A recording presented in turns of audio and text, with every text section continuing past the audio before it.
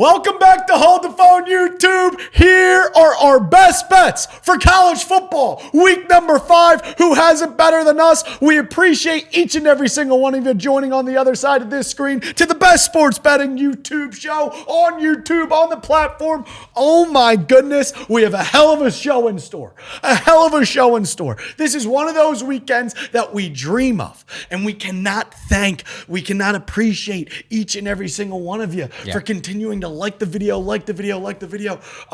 You're doing it for us. We're doing it for you. And we cannot appreciate you any more than we do. Loop, how are we feeling on this week 5? I'm sweating. I haven't slept a day this week. Friday morning Ryder Cup. Saturday morning Ryder Cup. Saturday afternoon college football. Saturday night college football. Sunday morning football in Dublin. Sunday afternoon Ryder Cup singles. Sunday NFL slate. Monday night doubleheader. Tuesday the MLB postseason starts. It's truly the moment you have circled on your calendar all year long, and in this case, 2 years in advance.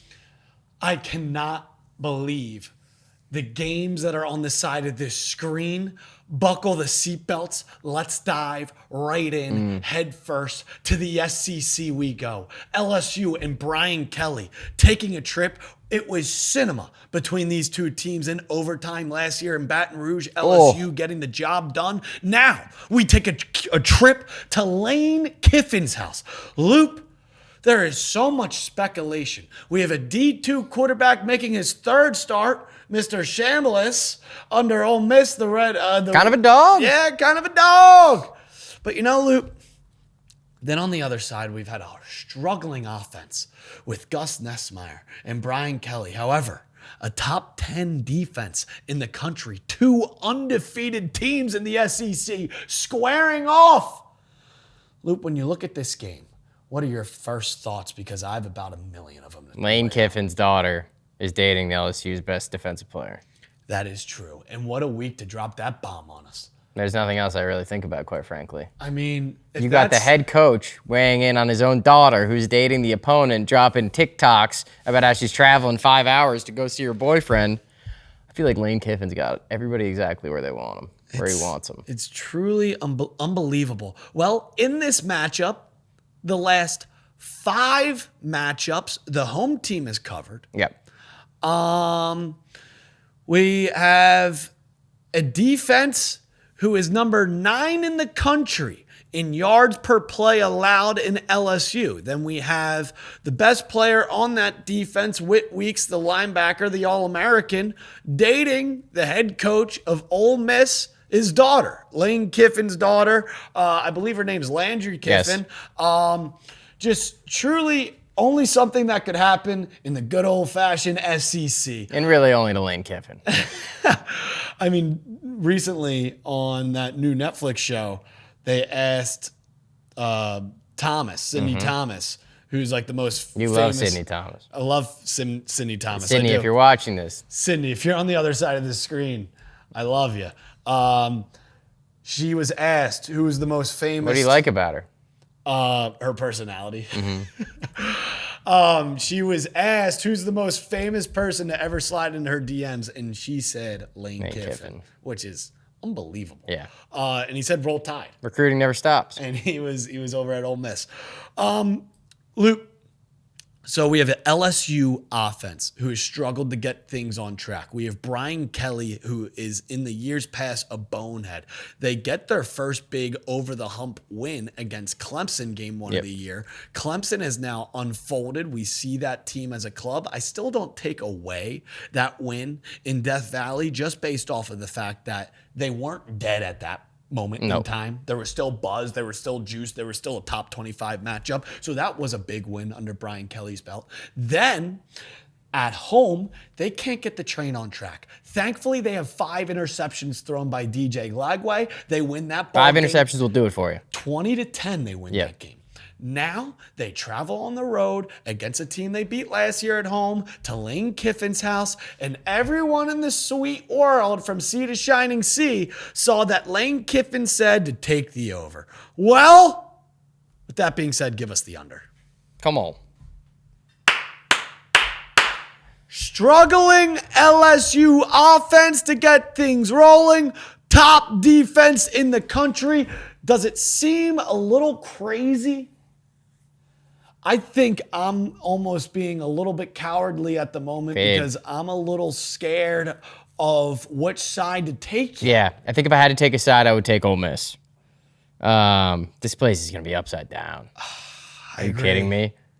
I gotta lean with the home team here on the short line, but I do like the under. Give me the under. Give me Ole Miss. I feel like Lane's got him right where he wants him. If LSU was able to get the train on the offensive side of the football a little bit on track, they win this game. This spread should be more of an LSU -3, an LSU -3.5, 4. They are the better team. But the beauty about college football is the unknown. Any given Saturday. Who is going to show up when the lights are brightest? Because it's easy to beat Ballsack State by 50 and a D2 quarterback to throw for 300 yards back-to-back games and run around all the town stairs. Now you have a top 10 defense coming into town in an SEC showdown with 2 undefeated ball clubs. Your head coach, daughter, dating middle linebacker, Brian Kelly. Can he get another massive win under his belt? Or is LSU flipping the page? These are all expectations leading up, building.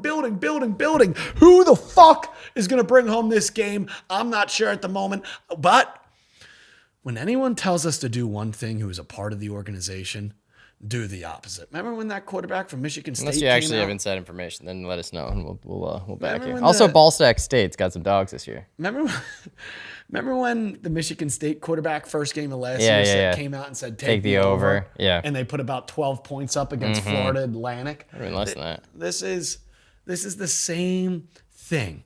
But like I said, when the lights are the brightest, there are so many unknowns, so many question marks. Let's get to the next game. Under. I lean Ole Miss. Another good game here. And I'm not sure about my game side yet. Another place that's going to be upside down. Another place that is going to be upside down. Gotta be a good day to be in the SEC. Little fall day. Football. Some fireball. You're watching the Ryder Cup in the morning. USA chants are ringing throughout college campuses, and then you're going to a tailgate, and then you're going to Texas A&M football game, and they're playing Auburn at home. You're giving 6.5. It's truly unbelievable. And now, once again, we have to set out the stage. Let's lay out the red carpet. Auburn, last week, goes into Oklahoma, loses a tight barn burner of a game. Auburn's defense is now, we could say, good. Yes. They're legit. Yes. They have dogs on that squad. They were missing 2 gentlemen who are now back in that rotation. They have dogs on that defensive side. Now, on the offensive side, do you believe in Jackson Arnold? Do you believe that this is a man who get the job done, especially on the road in a place like College Station? It's going to be tough. It's going to be really tough. But then, on the other side, can these college kids of Aggies down in Texas A&M be able to keep it together? Right now, they are getting the praise that they are on top of the world. And usually when you're at the mountaintop, that's when you come falling down the hardest. They come off a win in South Bend, walk it off in fluke shit fashion, 0 second left on the clock. They win 41-40 on the road. Then they go into a bye. Week number 3. So they've been kicking up Fortnite, Xbox, fucking PS5, the whole 9, all the way up until another home. I've been playing a lot of Fortnite. Yeah, some Fortnite can make the days a little bit better. How's your game? It's all right. Little no builds. Keep it simple. Yeah. You know, just drop into tilted towers, win the football. Got any wins last night? Won game. Nice. Played about 3. Keeps you coming back. You just play more than 3. No, I like 3, but 5. No, well, you make it to a couple finals. Those games are like 15 minutes long. No one knows that better. Played for than me. about an hour. All right, I'm rooting for you. So now we have a 6.5 point spread. And I didn't believe that Auburn deserved to be ranked last week going into Oklahoma, a little bit overrated, a little, above ranked. Little too, got a little bit too much buzz after only having a road win in Baylor. But let's not forget, this is an Auburn defense. Sometimes in college football, defenses don't travel great. They went into Waco, Texas, and allowed about 400 passing yards. Yep. Now, this Texas A&M ball club looks like one of the most lethal passing threats Correct. in the entire country. Correct. Mr. Carver and Mr. Concepcion look like the 1-2 punch from the fucking Kansas City Chiefs back in 2019. Maybe Shadow Chiefs. 2020. Yeah. Whenever it was Tyreek Hill and, maybe.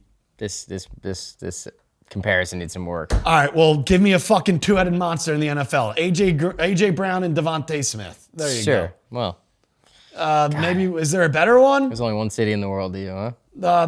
Give me a good wide receiver duo. Jason Higgins? Chase and Higgins. Yeah. There you go. LSU's Jamar Chase, Justin There Jefferson. we go. All right, Mr. Carver down in the SEC goes for 207 yards and a touchdown, and they have Mr. Concepcion on the back burner in the slot. The secondary for the Auburn Tigers worries me. Although, talk about another cinematic game last year. Luke, we watched this game together, 4 overtimes. Oh, yeah. In Auburn. That was a sweat. Auburn wins the ball game on a drop pass. Mr. Reed, however, under center for Texas A&M looks dialed. Obviously, the rushing defense for Texas A&M worries me a little bit because Auburn's going to try to ground and pound, maintain the time of possession. Look, at the end of the day, you're coming off a demoralizing loss in the SEC versus Oklahoma. Yeah. It is hard to then go on the road once again into another hostile environment. This is either Auburn winning outright or Auburn getting the doors blown off them. I don't think there's going to be an in-between. And since I like Texas A&M to win this game, I have no choice but to take Texas A&M minus the 6.5 points. Me too. I like Elko at home, coming off a bye. 6.5 doesn't feel like enough. I don't know if I'm with you about the blowout or the Auburn win. I think it's going to be like a 7-10 point game, but I like A&M here. I think Auburn gave a really good shout on the road against Oklahoma. That felt like the game that they could win, and they still shot themselves in the foot a couple times with some mistakes on special teams. Now, you win in South Bend, you have a bye, and now you're at home. Mm-hmm. Being at home in this spot, just the Everything. spots. Auburn back-to-back road, A&M bye, then home. I don't know how you don't take A&M, and especially the way this offense looks. I don't know if Auburn's offense would be able to, if they get down early, be able to keep it up with Mr. Jackson Arnold. If he has to air out the ball too much, he's more of a, make plays with his feet gentleman. We're just going to have to see. I like A&M, though. Minus Oregon, 6.5. Penn State. Let's continue on down the line. Talk about another place that's going to be upside down. Good God, imagine being there. Whiteout. I mean, this is you can. What are your first thoughts when you look at this game? We have Oregon traveling whiteout to College Park up in Altoona, Pennsylvania. James Franklin, billboards around the country, can't win the big game. Oh, Happy Valley. Whiteout. And this goes First back. thought is I should be there. That's I'd be having a fucking time. Yeah. My first thought is that James Franklin's 4-20 in his career versus top 10 teams. I had that. Bet you did. That's awesome. Yeah. 4-20 against top 10 teams in his career. I will. Second thought is give me the Ducks. No. My second one I'll say to you is they've lost 14 straight games to top 10 opponents. The last one was in 2016 at home in a whiteout game.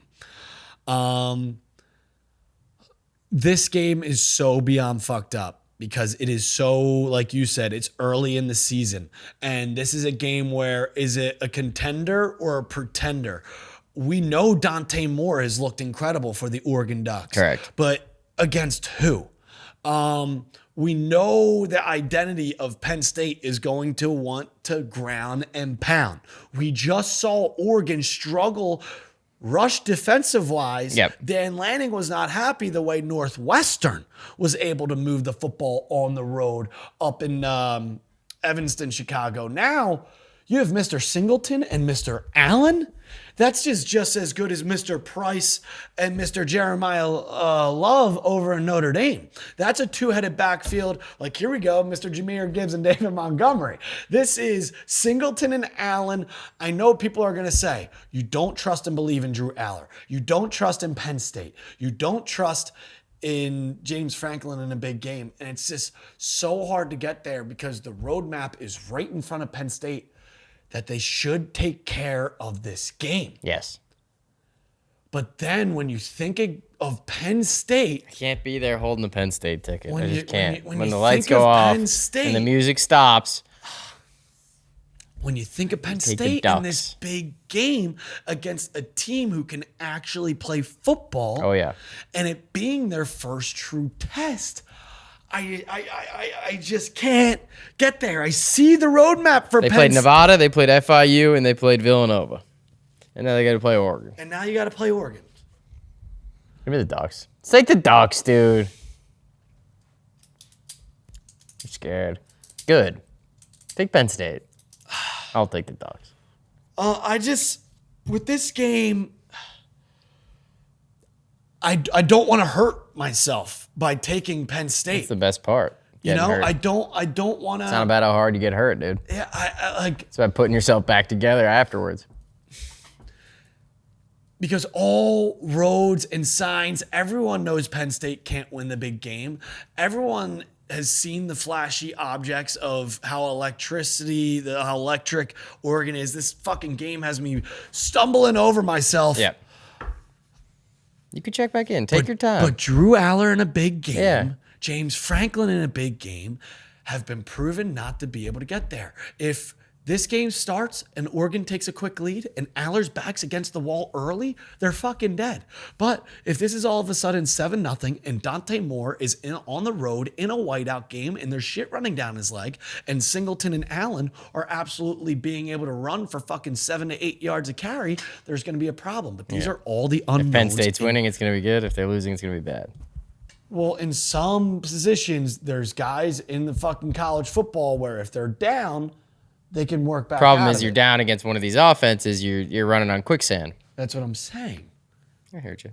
Some guys are able to, navigate out of, some problems. Here, Aller, he's never been able to prove that he's able to do that. I will say he kind of did last year against Oregon. They hung in that game when it looked like they were going to lose by 20, and they fought. The Big Ten shit? Yeah. Right? Yeah.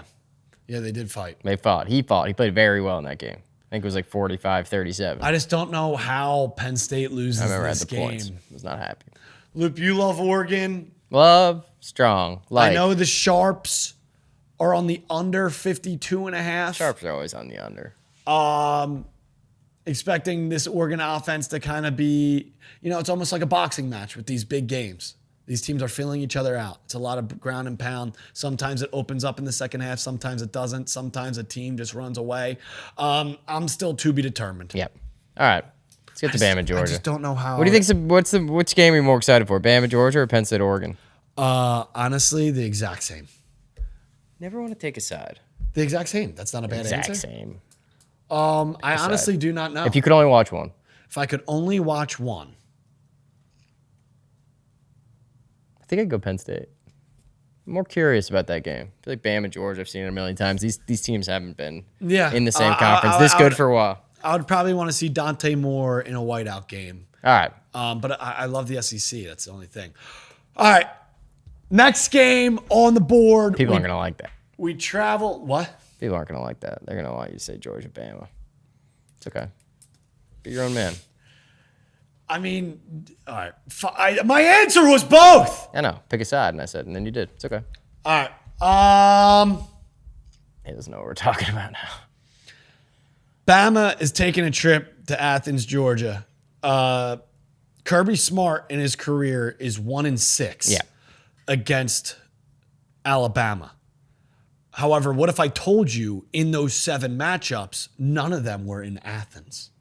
How the fuck's that happen? Kirby Smart in all those losses has not been at home in Athens. Okay. Athens has the longest home winning streak in the country. They have won 33 straight games between the hedges. DeBoer, since taking over at Alabama, has been nothing but heartbreak, especially on the road. Last year, they lose a gut punch to Vanderbilt.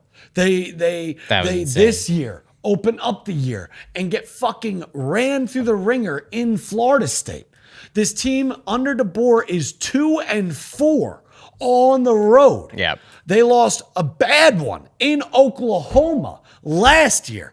It's been ugly for DeBoer on the road. He's got to get some big wins under his belt. But once again, it's the unknown. We don't know anything in college football. Oh, that's why they put the net up. But at least in the NFL and these other sports, you at least can expect. It's like, in this game, who is going to get up? That's the beauty of it. Who is going to get up? Who is going to put on the cleats and show out when the lights are the brightest and it's on the national stage in an SEC matchup between Alabama and Georgia? Last year, Alabama wins this game at home. Georgia crawls all the way back. They still lose. It was the infamous Ryan Williams catch, spin, crib. One of the biggest plays of the year. Loop. How is everyone not just taking Georgia -3 at home? Obviously, Georgia seems like taking the home side in this game is the smart thing to do. But it's not the sharp side. It's not. Clearly. It's not. That's because everybody's thinking that. Here's what I do know. I expect one side of the ball to show up more than the other.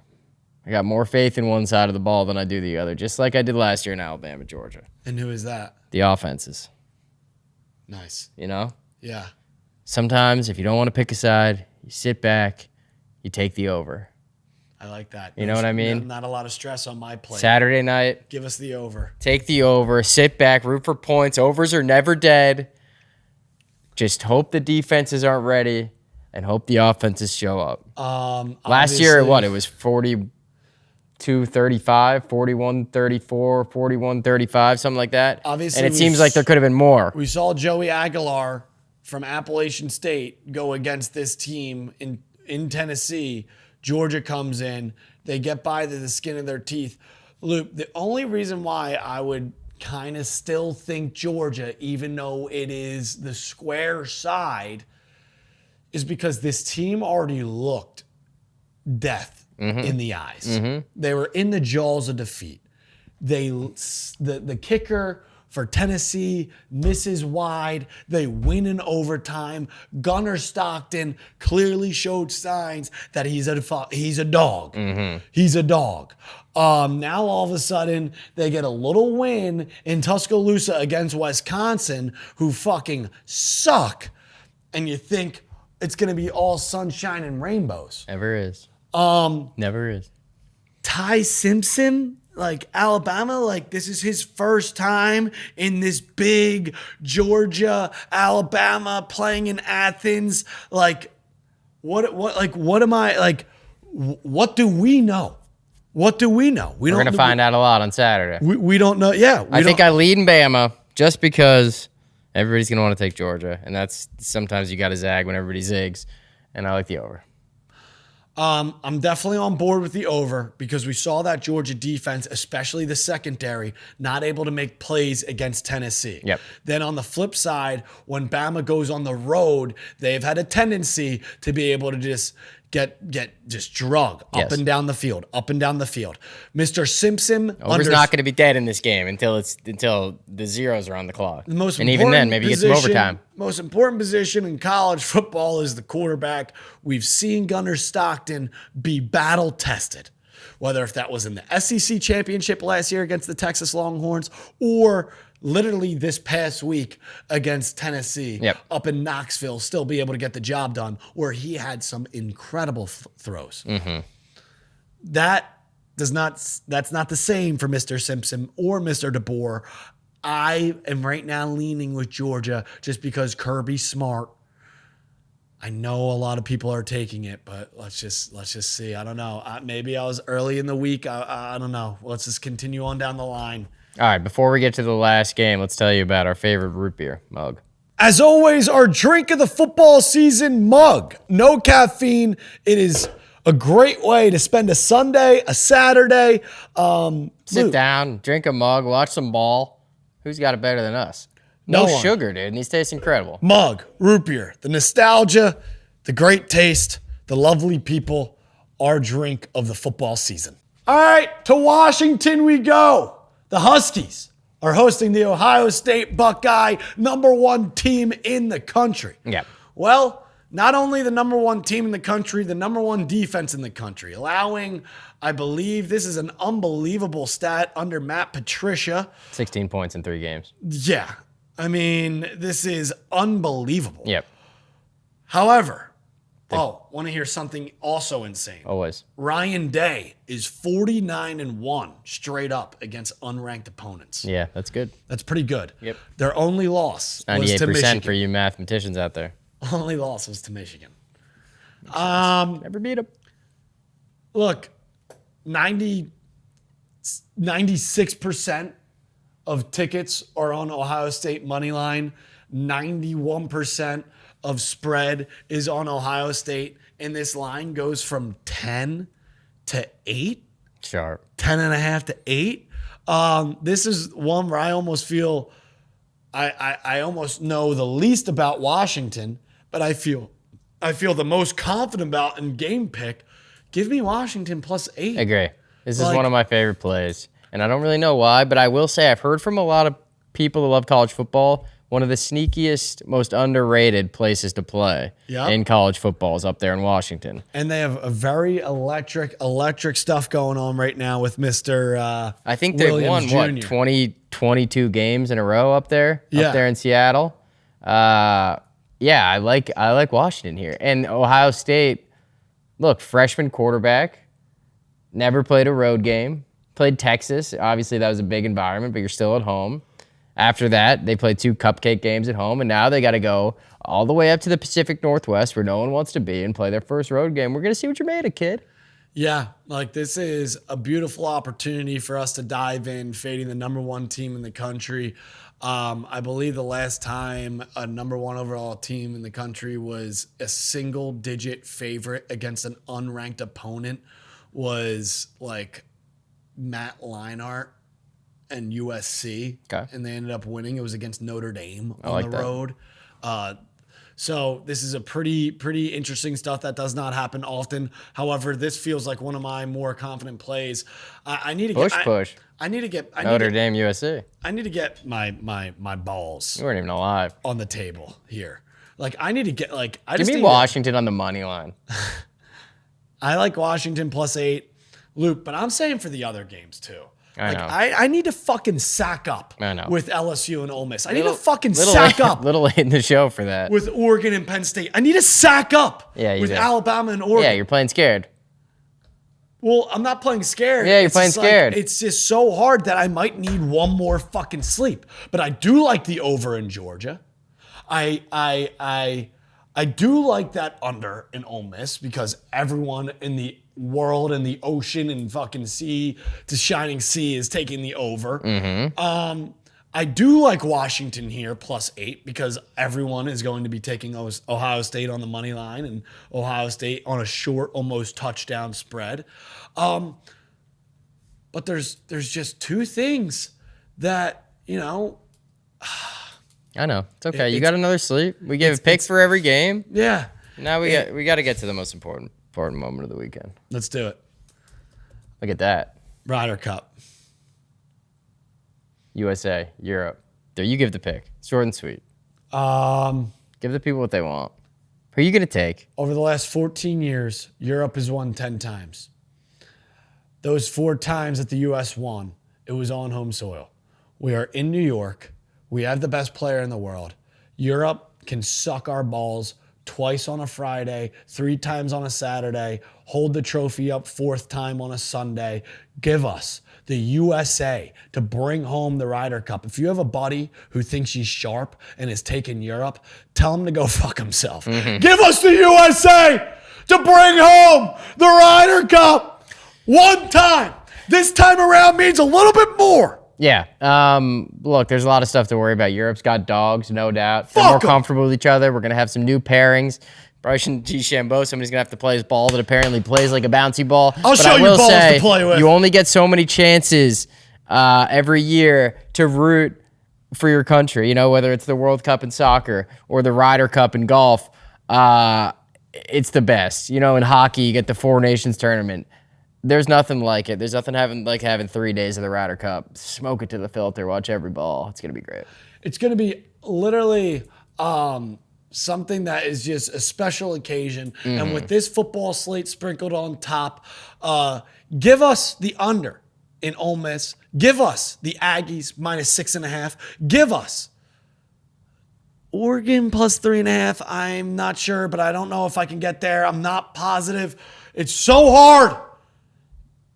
Bama, Georgia, over. Washington +8. USA Ryder Cup. Bring us home, and let's get to our BetMGM segment for NFL Sunday. This is a segment called Group Chat Glory, where we get in texts from the community that, you know. We're all doing it. We're doing it all week. We're doing it all week. Everyone's got it. This is the classic, you know. Send this to your favorite group chat. Yeah, Jimmy, Billy, Bobby, Tom, Joey, Steve. They send in a bet, and now we react to it live here. All right, what do we got? NFL week number 4. Rams in Green Bay, but I love this. Couldn't agree more. Rams and Green Bay money line. Could not agree more. Both teams are not losing back to back. I think both teams are in a perfect spot. You got the Rams, undefeated Colts at home. Rams coming off a brutal loss. McVay's going to be in his bag. Green Bay, same thing. Coming off a brutal loss. Going to Dallas where they do not lose. And against the worst defensive football, Jordan Love's going to put up numbers. The Packers are going to score 40. The Rams might too. Love it. Give me the Rams to win in SoFi. Give me the Packers. Jordan Love owns Jerry's World. Plus money. Is it? It will be, yeah.